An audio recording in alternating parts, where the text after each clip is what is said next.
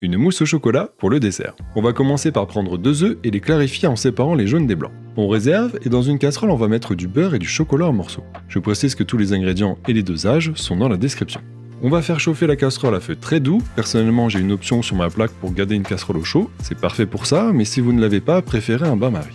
Hors du feu, on peut ajouter nos jaunes tout en remuant énergiquement, sinon le jaune va cuire et vous allez avoir des morceaux d'œuf dans votre mousse, ça sera assez désagréable. On réserve pour laisser refroidir et on passe au blanc d'œuf. On va mettre une pincée de sel puis faire monter les blancs tout en versant le sucre en plusieurs fois. Les blancs sont bien montés, il ne nous reste plus qu'à mélanger les deux préparations.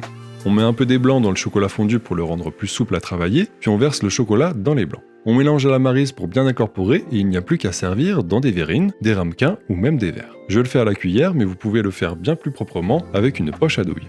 On réserve au frais pendant au moins 2 heures, mais une nuit c'est vraiment l'idéal, la texture sera bien plus aérienne. Le lendemain, on peut râper un peu de chocolat dessus pour ajouter un peu de déco, et il n'y a plus qu'à en profiter. Si la recette vous a plu ou si vous la refaites, n'hésitez pas à me le dire dans les commentaires et à vous abonner pour me soutenir. Régalez-vous bien et bon appétit!